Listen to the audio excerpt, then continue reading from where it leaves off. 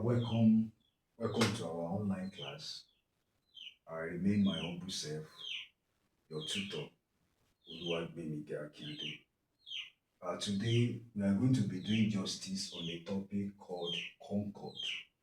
Concord. Now, what do we call Concord? Uh, to a layman, Concord can be defined as an agreement between subject and a verb. An agreement between subject and a verb. Concord is an agreement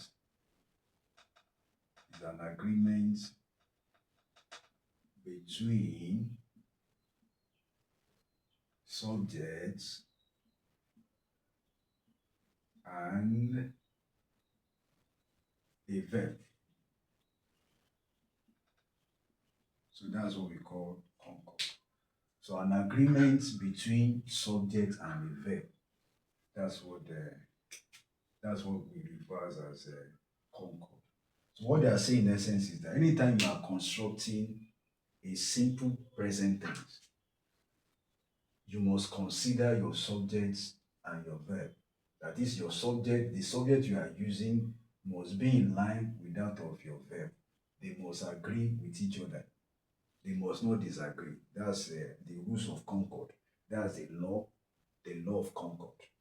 Now, in English language, we were told that we have 7 common subjects in English, especially when we are referring to concord. We have 7 common subjects. And what are they? Those subjects, let's look at the board. Subjects. Those subjects that we have I, you,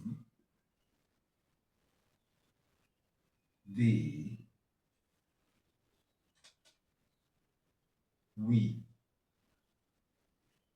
he, she, then it. These are common subjects. Though we have more than this, we can say everybody, anybody, all those things also, all those words also they are subject. But these are the common subject that we have. Now, the same way we have subject, we also have verb too. And we were told that our subject can be divided into 2. They can be divided into 2. So we can call I, you, they, we. Can refer all this. We can reverse it. We can call all these plural subjects. We can call it plural subject. So let's refer those ones as plural subject. And he, she, and it. You can call this one singular subject. Singular subject. Singular subject.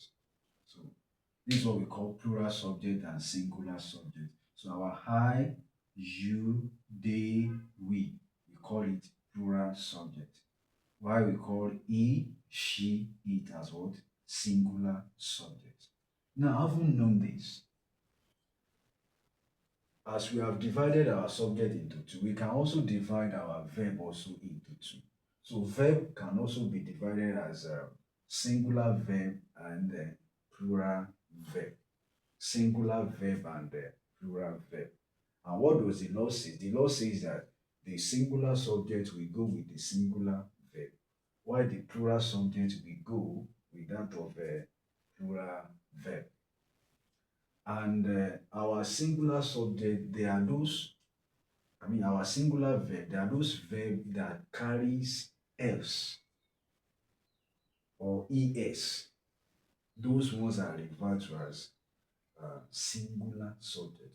So those verbs that carries s, that carry s and e or es. While those verbs that doesn't carry s or es, those ones are called plural verb. Now let's look at this now. Let's construct a sentence with this now. Like let's say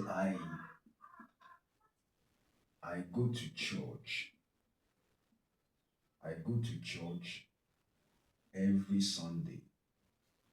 I go to church every Sunday. This I symbolizes singular, plural subject. This I symbolizes plural subject, while this go symbolizes plural verb.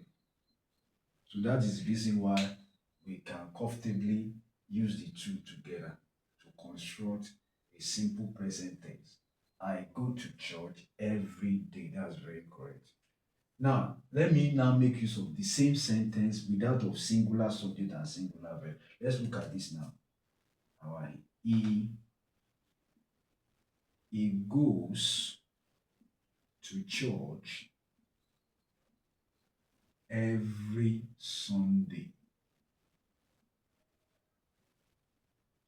He goes to church every Sunday. This word this called singular subject. Why this goes is called, you can call this one singular verb. So you can see that singular subject goes without of singular verb. While for this one, plural subject goes without of plural verb. I cannot say that he go to church every Sunday, or she go to church every Sunday, or it follow us to church. You cannot say that, because the law says that anytime you are making use of singular subject, that's why I told you that this is what we call singular subject. Anytime you are making use of this singular subject, it must go with singular verb. And singular verb, there are those verbs that carries es or s, like this one now. Let me give you another one. They read their book. They read their books every day.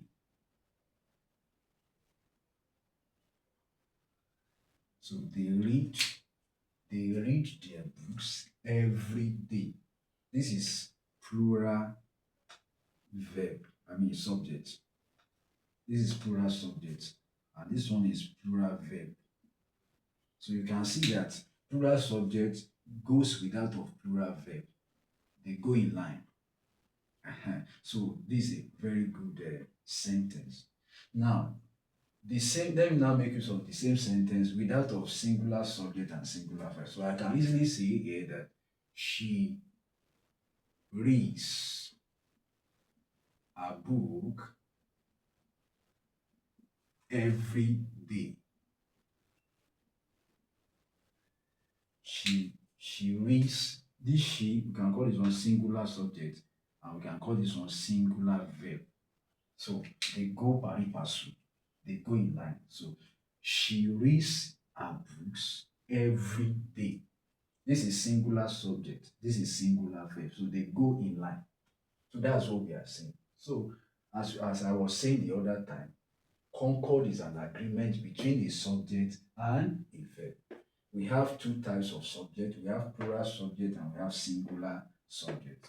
And I say that the law of concord, the rule says that the plural subject will always go with the plural verb, while the singular subject will always go with singular verb. Now, if you have learned one or two things in today's class, let me give you an assignment. Um, construct a simple present tense, making use of I, you, everybody. So these words, they are all subject. I, you, everybody. So use this subject to construct a meaningful, simple present tense. So we meet next class on the same station by the special grace of God. Have a blessed day.